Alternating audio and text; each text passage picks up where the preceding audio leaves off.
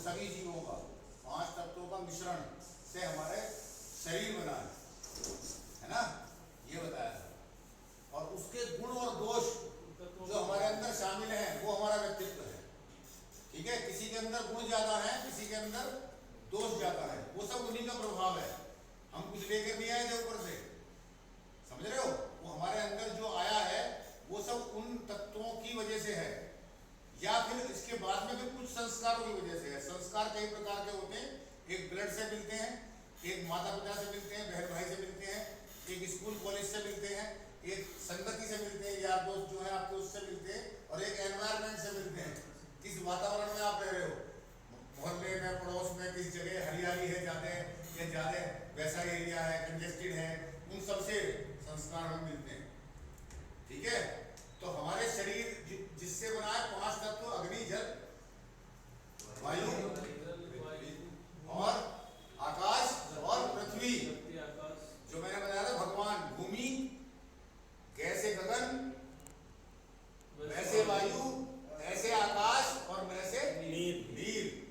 नीर जल का पर्यायवाची। तो ये है हमारा व्यक्तित्व। भगवान से मिलकर बना है, भगवान से मिलकर। ठीक है, भगवान ने ही बनाया है और भगवान से मिलकर बना है। ठीक है, इसके अलावा अब मैं तुम्हें वो चीजें बताऊंगा कि व्यक्तित्व का विकास। आप एमबीए करे हुए बैठे कोई व्यक्ति हैं? कौन कौन एमबीए करे हुए बैठे? कौन कौन एमबीए की डिग्री किसके पास है ना? एमबीए में पर्सनालिटी डेवलपमेंट पढ़ाया जाता है। क्या पढ़ाया जाता है? क्या पढ़ाया जाता है उसमें? क्या पढ़ाया जाता है भैया? एमबीए का रखा है, नहीं पता, भूल गए, पढ़ाया जो उसमें पढ़ाया जाता है मैनिपुलेशन कैसे करते हैं। उसमें पर्सनालिटी में मैनिपुलेशन कैसे करते हैं, आपकी पर्सनालिटी कैसी होनी चाहिए ताकि आप सेल्स के जहां आप बेचने जा रहे हो वहां आप मैनिपुलेट कर सको उन लोगों को। इस तरीके का पर्सनालिटी डेवलपमेंट बताया था। लेकिन चूंकि हमारी जो थीम है वो प्रकृति से बनी है, हमारा शरीर प्रकृति से बना है, तो इसमें प्राकृतिक चीजें ही कुछ ऐसी हैं जो हमारे व्यक्तित्व का निर्माण करती हैं। हमें उन्हें पहचानना है बस। सारी चीजें प्राकृतिक बताऊंगा, कोई चीज कहीं से वैसी चीज नहीं बताऊंगा, जो नेचुरल है वो सब चीजें बताऊंगा। ठीक है, सबसे पहला पॉइंट लेते हैं, जीवन की गूंज। ये जीवन क्या कहता है, सुनना ध्यान से। जीवन की गूंज पहला पॉइंट है। 1-2 पॉइंट बता दूंगा आज, बाकी तो बाद में बताएंगे, बहुत सारे पॉइंट हैं। जीवन की गूंज, आप यदि पहाड़ों में जाओ जहां चारों तरफ पहाड़ी घाटियां हो, है ना, जहां नीचे हो और आप चारों तरफ पहाड़ हो, मत जोर से आवाज लगाओ तो आपको वापस क्या मिलेगा? क्या मिलेगा वापस? हैं?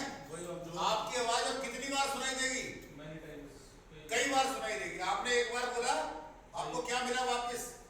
कई गुना नहीं बोला। आप बंद कमरे में कहीं जोर से आवाज लगाओ तो क्या मिलेगा वापस?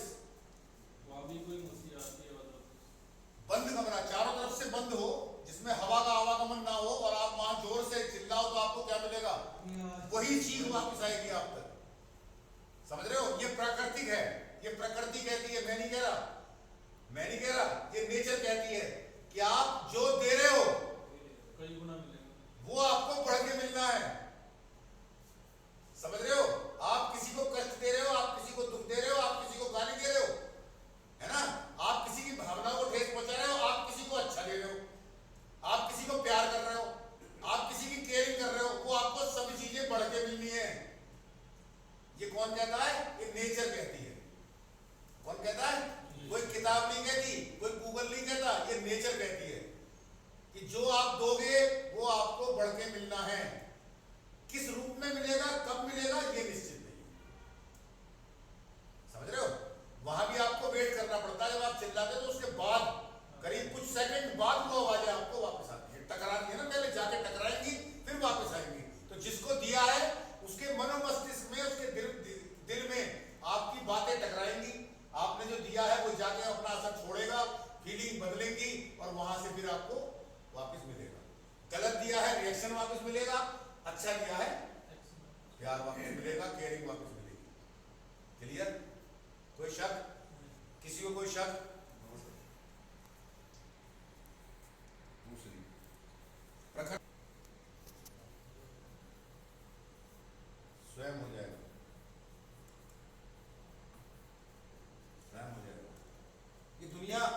हमें कैसी दिखती है? आप में से कितने लोग ऐसे जिन्हें अपने माँ बापों में जिन्होंने भेजा है उनमें कमी नजर आती है?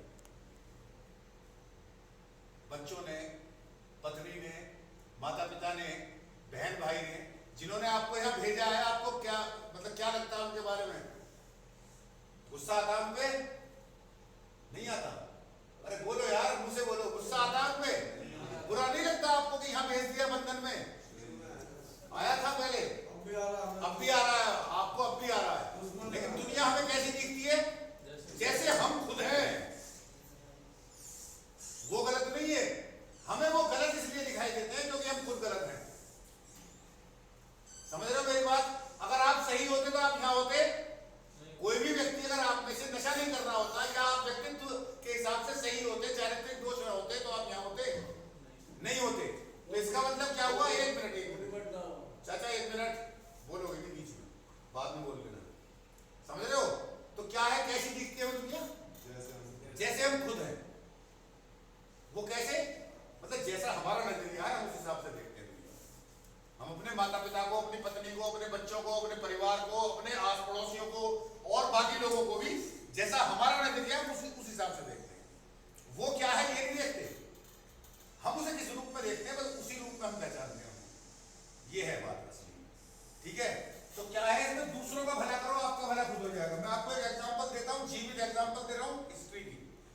ठीक है? जितने भी उदाहरण दूंगा सब हिस्ट्री के दूंगा और जीवित उदाहरण दूंगा जो घटनाएं घटी हैं।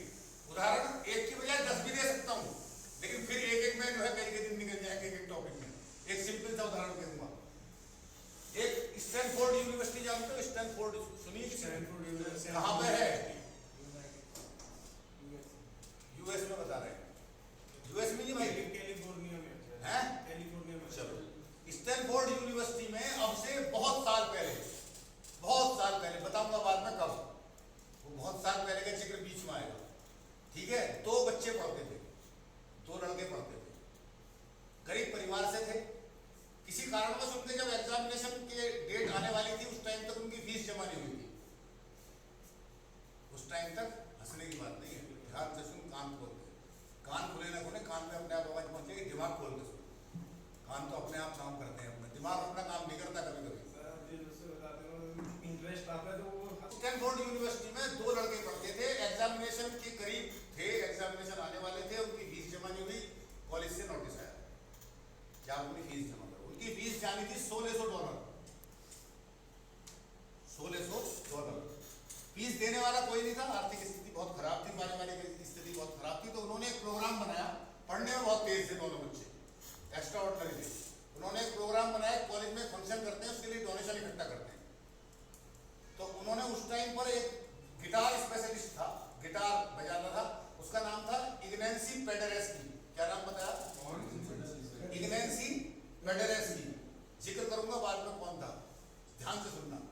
इग्नेसी पेडेरेस्की उसका नाम था। उसने उनसे बात, उन बच्चों ने उनसे बात करी कि जी हमारे यहाँ एक प्रोग्राम कर दो आप अपने गिटार का, आप काफी फेमस हो इस मामले में। उन्होंने कहा ठीक है मैं कर दूंगा, $2000 दूंगा। उन्होंने कहा कोई बात नहीं, वो एक्सेप्ट कर लिया उन बच्चों ने कि भाई $2000 इसके, 1600 अपने, $3600 हमें इकट्ठे करने, हमारी फीस जमा हो गई। उनका उद्देश्य था अपनी फीस जमा करना। ठीक है? उसके बाद उन्होंने डोनेशन करा, प्रोग्राम का टाइम आ गया, उनका डोनेशन कुल इकट्ठा हुआ $1600। उनका कुल डोनेशन इकट्ठा हुआ $1600।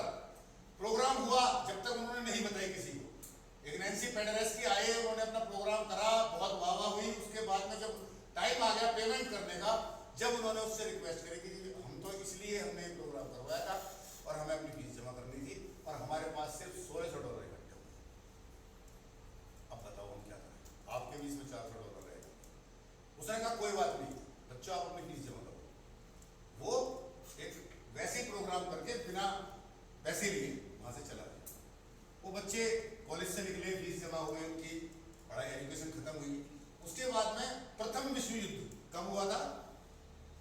अप्रॉक्स बता दो। 1948। है? 1948।